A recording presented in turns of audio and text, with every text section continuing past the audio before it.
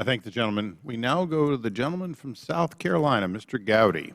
Thank you, Mr. Chairman. Commissioner, you're an attorney. Can you explain for our fellow citizens what the phrase spoliation of evidence means? I have no idea what that means. Well, I'm going to help you with it, okay? Spoliation of evidence is when a party fails to preserve evidence. There's a negative inference that the jury can draw from their failure to preserve the evidence. You with me? If you destroy documents, the jury can infer that those documents weren't going to be good for you.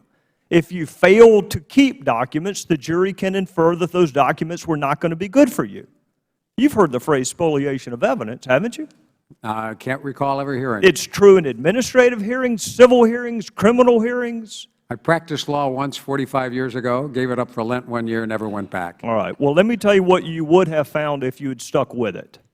When a party has a duty to preserve evidence or records and they fail to do so, there is a negative inference that is drawn from their failure to preserve the evidence. It's common sense, right? If you destroyed something, the jury has a right to infer that whatever you destroyed would not have been good for you, or else every litigant would destroy whatever evidence was detrimental to them. Agreed? I'm not sure. I think if you destroy the evidence and people could prove it, it wouldn't be a good thing for your defense. Well, no, it's worse than that. The jury can draw, and they're instructed, they can draw a negative inference. All right. And that's true if a taxpayer is being sued by the IRS administratively, civilly, or prosecuted criminally, and they fail to keep documents, the jury can draw a negative inference from the fact that they didn't keep receipts or emails or documents. So if it's true and applies to a taxpayer, it ought to apply to the IRS as well. Agreed? Is this a trial? Is this a jury? Is that what you're... I said administrative, civil, or criminal. If you want to go down that road, I'm happy to go down it with you, Commissioner. In fact, I'm glad you mentioned it. You have already said multiple times today that there was no evidence that you found of any criminal wrongdoing. I want you to tell me what criminal statutes you've evaluated. I have not looked at any. Well, then how can you possibly tell our fellow citizens that there's no criminal wrongdoing if you don't even know what statutes to look at? Because I've seen no evidence that anyone consciously... Well, how would you know what elements of the crime existed? You don't even know what statutes are at play. I'm going to ask you again. What statutes have you evaluated? I think you can rely on common sense that nothing I have seen... Common sense. Instead of the criminal code, you want to rely on common sense. No, Mr. You can shake your head all you want to, Commissioner. You have said today that there's no evidence of criminal wrongdoing. And I'm asking you what criminal statutes you have reviewed to reach that conclusion. I have reviewed no criminal statute. All right. So you don't have any idea whether there's any criminal conduct or not because you don't know the elements of the offense. I have seen no evidence of wrongdoing.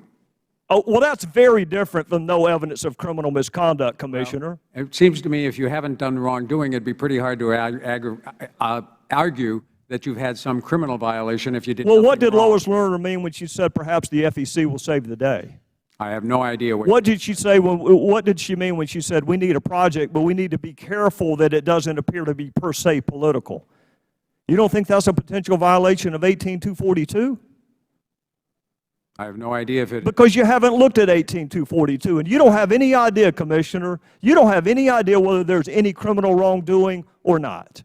With regard to the production of the evidence, the production of Lois Lerner emails, I have seen no evidence of wrongdoing. What else went on? Well, if there were, that would be a separate criminal offense. What else went on with Lois Lerner, I said in the past. So what you're saying is you don't have any idea whether she engaged in criminal wrongdoing. You're just saying that you did not engage in any with respect to the emails. I haven't seen any wrongdoing with regard to the production of Lois Lerner emails. But you are not saying there was no criminal wrongdoing with respect to the targeting of conservative groups. I want to be very clear. You're not saying that. I've made no judgments about that. So you disagree with the President when he says there's not a smidgen of corruption? There are people who have been making judgments both sides about whether there were... And you know what? I'm not one of those. I'm just simply saying we will never know because you didn't keep the evidence. The evidence was spoliated. And whether it's negligent, whether it's intentional, whether it's reckless, we still don't have the evidence, Commissioner. Well, you have the evidence that there is no emails from the White House. You have all of the Treasury emails. So the basic premise that this was an argument in a conspiracy driven by the White House does not... No, sir, you're wrong about that. You're wrong about that. That you're repeating a talking point from our colleagues on the other side that we're obsessed with the White House. It was Jay Carney who perpetuated the myth that it was two rogue agents in Ohio. It wasn't any of us. Was that accurate? Was that first initial line of defense that this is just two rogue agents in Ohio? Was that accurate, Commissioner? Not that I know of. All right, so that wasn't accurate, and that came from the White House. Who said there's not a smidgen of corruption? Who said that, Commissioner? My understanding is that was the President. Or it was the President. So that's Jay Carney and the President both inserting themselves into the IRS scandal.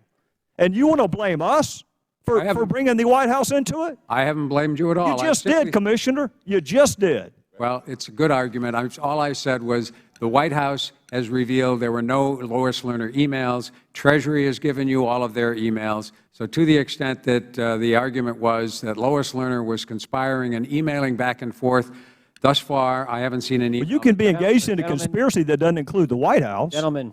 Good. I think time's up. Right. Thank you, sir. Well, I was wanting to let him go, but the guy beside me kept grabbing me. The gentleman from Texas is recognized.